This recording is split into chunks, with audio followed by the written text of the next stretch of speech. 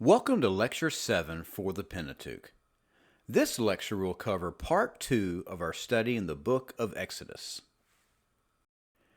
Roman numeral 5. The Hebrews leave Egypt. Letter A. The Lord establishes the Feast of Unleavened Bread.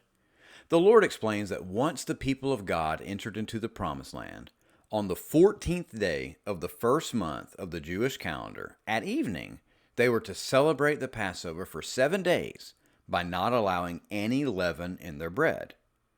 The Lord also initiated his instructions to set apart all firstborn males of humans and beasts unto the Lord and make sacrifices for them. God then began to lead the people through the wilderness of the Red Sea and not through the Philistine area, so that they would not be afraid of war and just run right back to Egypt. We also find out in this chapter that when they left, Moses also took with him the bones of Joseph. Letter B. Moses separates the Red Sea. The Lord warned Moses that he was going to harden Pharaoh's heart, causing him to pursue after the Hebrews. Well, he does exactly that with 600 manned chariots, and they overtook the Hebrews. The Hebrews then began complaining that it would have been better to serve the Egyptians than die in the wilderness. But Moses received instruction from the Lord to lift his rod to separate the waters so that they could cross on dry ground, but the Egyptians would be drowned. The angel of the Lord and the pillar of cloud then went from in front of them to behind them to separate the Hebrews from the Egyptians, allowing them to cross on dry ground. Then, once the cloud was removed, the Egyptians pursued after the Hebrews, only to be drowned in the sea. This miracle caused the Hebrews to fear and believe the Lord and his servant Moses. Then, letter C. Moses and the Hebrews sing a song unto the Lord. This song is basically about how powerful God is and how he will strike fear into the hearts of the other nations. The Bible records that Miriam, the prophetess and sister of Aaron, led the women with timbrels and dancing. Then, letter D, the waters of Marah are made sweet. When the people came to the place called Marah, which means bitter, they began complaining to Moses that they did not have anything to drink. So Moses prayed to the Lord, and the Lord said to cast a tree into the waters. And when Moses did this, the waters were made sweet. Letter E. God provides manna for the children of Israel in the morning and quail in the evening. About a month after leaving Egypt, the people began complaining bitterly that they had nothing to eat, so they were going to end up dying in the wilderness when they would have had just enough food if they stayed in Egypt. The Lord then told Moses that he will rain bread from heaven 6 days a week, and the people will collect only enough each day, and then twice as much on the 6th, so that they could eat on the Sabbath. After this, the Lord then informs Moses that he will also bring the people quail for flesh to eat in the evening. Now, unfortunately, some of the people disobeyed and gathered too much, and it ended up becoming infested with worms the next morning. And some went out on the 7th day, but did not find anything. This caused the Lord to express his anger over the people not obeying him. All of this is said to have transpired for the next 40 years until they went into the land of Canaan. And the bread is described as small, white, and sweet. Letter F. Moses hits a rock of Horeb, and water comes forth from it.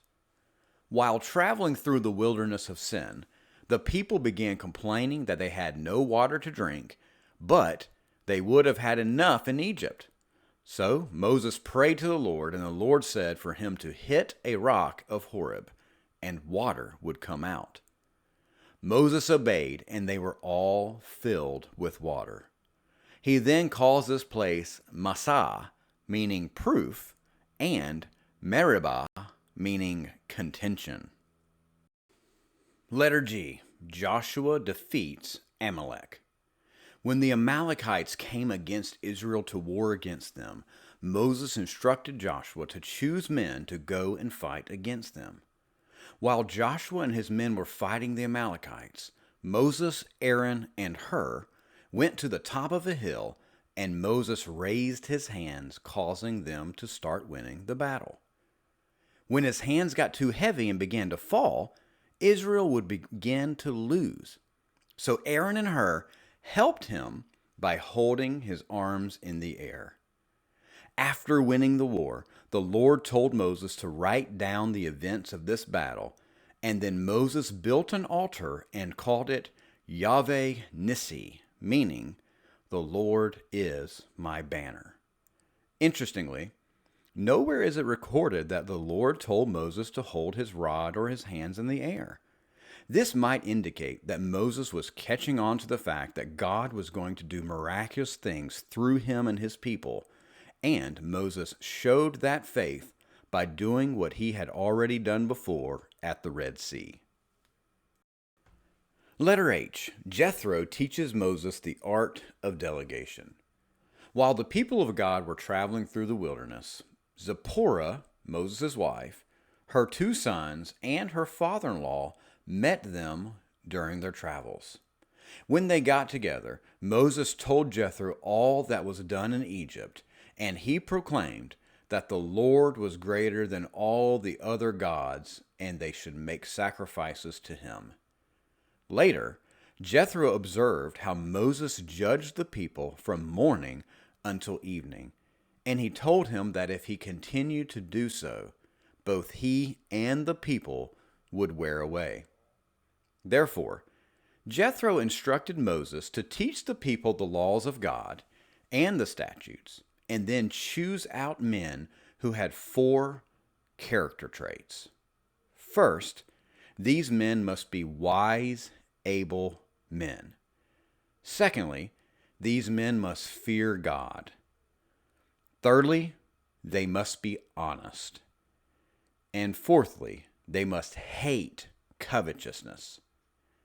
Once Moses chose these men, he was to set some of them as rulers over thousands, some as rulers over hundreds, some as rulers over 50s, and some as rulers over 10s. Moses obeyed Jethro, and only the hard matters were brought to him by his judges. Letter I. The Lord descends upon Mount Sinai in the form of smoke.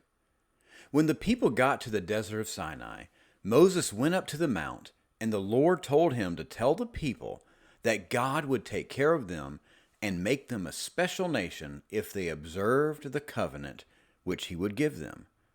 Moses then told the elders what the Lord had spoken, and they promised to do what the Lord commanded. The Lord then informed Moses that he would descend upon the mount in the form of smoke in 3 days, but after they had washed their clothes and kept themselves sexually pure. However, no one was to touch the mount, or they should be stoned to death. Once the Lord descended in the cloud, he called Moses up on the mountain and then commanded him to get Aaron and bring him too. Letter J. The Lord gives Moses and Aaron the 10 Commandments.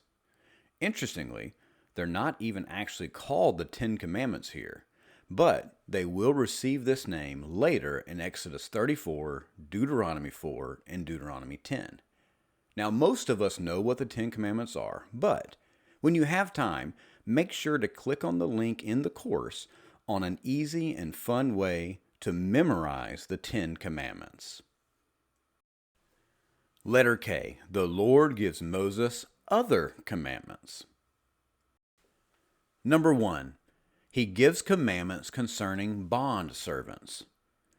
Hebrew slaves or bondservants were only allowed to be owned for 6 years, unless the individual chose to remain a servant, and then he would have to declare this before the judges, and receive an earring as a sign of continual servanthood to his masters. This form of slavery or servanthood was not because someone was bought or sold, but because they owed money or volunteered because they were extremely poor. Any family this individual had with him when he entered servanthood was to be freed with him, but any received during that time would still have to serve the master.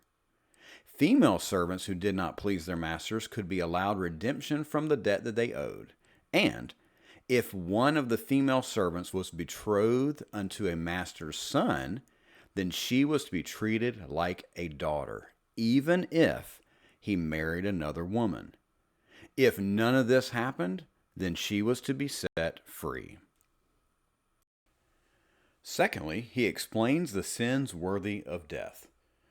Some of those sins worthy of death are premeditated murder, hitting one's parent, kidnapping and selling someone or owning the person kidnapped, cursing your father or mother, causing a miscarriage that kills a mother. If an animal kills a human, the animal should die. But if the animal had been known to be violent and kills a human, then the owner must pay financial restitution and he must die. In addition to this, the Lord also explains that anyone hurt by someone else but not killed would be financially taken care of by the offender until he or she was better. Also, the Lord says that accidental miscarriages caused by somebody would receive punishment leveled by the husband and financial restitution. Finally, if you hurt a slave or servant, they were to be set free, and financial restitution must be given for harm caused to anyone's livestock.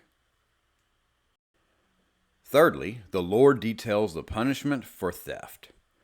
The Lord establishes that restitution must be made for stolen property.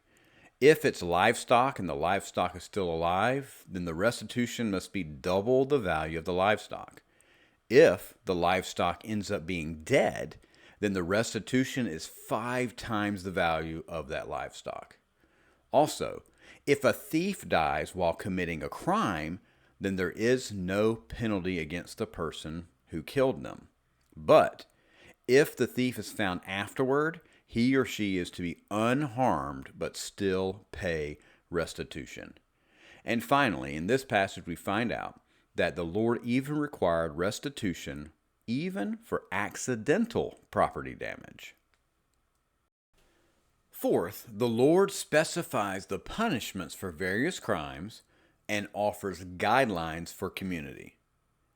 Some of the punishments for various crimes are forced marriage for premarital sex, witches should be put to death, anyone who commits the sin of bestiality should die, and death for sacrificing to an idol. Also, the Lord tells the people to be hospitable to strangers and foreigners because they needed to remember what it was like being strangers and foreigners in Egypt. Also, the Lord says to take care of the widows and the fatherless, or the Lord himself will avenge them. Then he makes mention that no interest loans should be given to the poor Hebrews. In other words, if you were to loan money to a poor Hebrew, you could not charge them interest. In addition to these, the Lord said to not curse the rulers, to offer the first to God, stay away from people who do evil, help other people when they lose their property, till the land for 6 years and then let it rest on the 7th, and do not even mention the names of other gods. And number 5, the Lord commands observance of 3 feasts. The first feast is known as the Feast of Unleavened Bread, commonly called the Feast of Passover. The second feast is called the Feast of First Fruits, or the Feast of Harvest, or the Feast of Pentecost. And the third feast is known as the Feast of Ingathering, commonly referred to as the Feast of Tabernacles or the Feast of Booths. These are the three pilgrimage feasts because all Jewish males were required to come and partake of them each year. Letter L. God sends an angel to lead the people.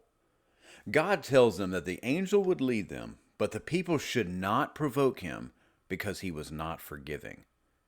The angel would lead them into the land of the enemy and would protect them as long as they did not serve their gods. This will drive fear into all the inhabitants of the surrounding lands. However, this driving out of the enemy is said to not be done all at once, but little by little, so that the land and the livestock they possess will still be useful. The land is said to extend from the Red Sea to the Sea of the Philistines, or the Mediterranean Sea, and from the desert of Arabia unto the river Euphrates. Letter M. Moses, Aaron, Nadab, Abihu, and 70 elders meet with God. They were all invited to come up on the mountain where God was, but only Moses was allowed to get close. Before going up, Moses and the people pledged to do all that the Lord commanded, and Moses built an altar and offered sacrifice to God. When the time came to go up to see the Lord, Moses only brought Joshua with him and left Aaron and Hur in charge of the people. It was here that the Lord told Moses he would give him tables of stone with the law and commandments upon them. The glory of the Lord then covered the mountain in the form of a cloud for 6 days, and on the 7th the Lord began speaking unto Moses. Letter N. The Lord gives instructions concerning the operation of the priesthood. The following were artifacts built with gold, silver, brass, stones, and other valuables donated by the people. Number 1. The Lord instructs them how to build the Ark of the Testimony, the table of showbread, and the golden candlestick. Letter A. At the ark is where the Lord would meet with the people on the mercy seat between the two cherubim. Letter B. The table of showbread, which literally means the bread of his presence, was the same height, length, and width as the Ark of the Covenant. It also had the same 4 rings and 2 staves to carry it, and it was covered in pure gold, including the tableware that went with it. And letter C. The candlestick was made of pure gold, unlike the ark and the table that were made of shittim wood overlaid with pure gold. It also had 7 lampstands, 1 in the middle, with 3 on the left and 3 on the right. Number 2. The Lord instructs them concerning how to build the tabernacle. The Lord went into great detail to explain exactly how the tabernacle was to be constructed, including the outer linen curtains, the number of loops per curtain, the goatskin curtains for covering, and the number of boards that needed to be used for support. Number 3. The Lord instructs them how to build the bronze altar and the court of the tabernacle. The bronze altar was about twice the size of the ark and the table, and this was where the priest would offer sacrifice to God. After explaining the dimensions of the altar, the Lord then went into the dimensions of the court, which would be outside of the tabernacle. While the tabernacle was built with coverings of mostly pure gold, the court was overlaid with silver and brass. Number 4. Aaron's lineage is established as the priest of the tabernacle, and instructions are given concerning how to make the priestly ephod. Aaron's sons, Nadab, Abihu, Eleazar, and Ithamar were chosen. And then the Lord explained that they should wear this ephod as a symbol to the people when they ministered in the tabernacle and eventually in the temple. Number 5. Aaron and his sons are consecrated to the Lord. One young bull and two spotless rams were offered as a sin offering sacrifice, with unleavened bread as a wave offering. Then Aaron and his sons were washed with water, and the garments made were to be placed upon them. They were then to be anointed with oil, sacrifice was to be made, and the blood from the last ram was to be placed on the tip of their right ears, and then blood was sprinkled upon them and their garments.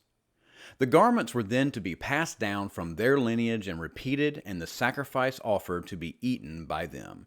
However, any leftovers were to be burned completely. This was a 7-day consecration with sacrificing every day, one ram in the morning and one ram in the evening. By doing this, the Lord promised to dwell with them and cause them to realize that He is the Lord their God. Number 6, He instructs them how to build the altar of incense. The altar was a little taller than the ark and table, but more narrow. It was to be placed in front of the veil by the ark and before the mercy seat. Aaron was to burn incense to the Lord every morning and evening. The Lord then told them that the people who were 20 years old and up, who came to worship the Lord, were to bring a half a shekel as a ransom. This is approximately $5. This was like a tax which all people paid, no matter how rich or how poor. Then number 7, He instructs them how to build the bronze laver. The laver, or a tub, was made of brass and was used by Aaron and his sons to wash their hands and feet so that they would not die when they entered the tabernacle. Then number 8, the Lord sanctifies builders for the tabernacle. The Lord filled certain men with the Holy Spirit in wisdom, understanding, and knowledge in order to complete the task that was given to them. And finally, number 9, the Sabbath law is instituted. The Sabbath is said to be a sign between God and Israel so that they would know that God is the Lord. Punishment for defiling or working on the Sabbath was death. The Lord then ends this portion of Scripture by emphasizing and re-emphasizing that the Sabbath was given as a sign between God and Israel, and He then gives Moses 2 tables of testimony in stone written by the finger of God. Then letter O, the people participate in idolatry. Number 1, the people believe Moses has died. Thinking that Moses may have died, the people go to Aaron and ask him to make them gods to lead them in his place. So number 2, Aaron makes a golden calf idol. Aaron told them to give him the gold earrings from their wives. So they brought them to him, and he had them melted down and molded into an image of a calf. Aaron then built an altar, and the people got up the next morning to offer sacrifice to their new God that brought them out of the land of Egypt. Number 3, the Lord threatens to start a new nation with Moses. The Lord told Moses to get down from the mountain because the people had corrupted themselves by worshiping other gods. The Lord even calls them a stiff-necked people, which literally in the Hebrew means hard-faced or hard-headed, and says that He is so angry with them that He wants to kill them all and start a new nation with Moses. Moses then begs the Lord to reconsider so that the Egyptians would not say God did this to them out of spite, and ask God to remember His promises to Abraham, Isaac, and Jacob. The Lord then relented of what He had planned to do, and Moses went down into the camp. Theologically, this was most likely the Lord testing Moses to see his response to the people's sin and his response to God's recommendation as well. This demonstrates to us that each law has a strict judgment associated with it, but also an opportunity for grace. Number 4, Joshua thinks the people were at war. When Joshua and Moses got closer to the camp, Joshua thought they were at war because of the noise that they heard.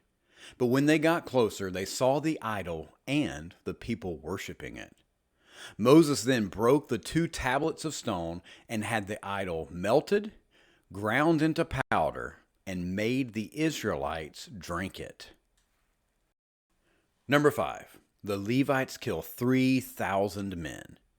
Moses confronted Aaron about why he allowed this to happen, made the people choose if they were on the Lord's side, and then sent the Levites to kill anyone opposed to the Lord. 3,000 men are recorded as being killed on that day. And finally, number 6, the Lord sends a plague upon the people. The next day Moses went up to the mountain to make atonement for the people's sins.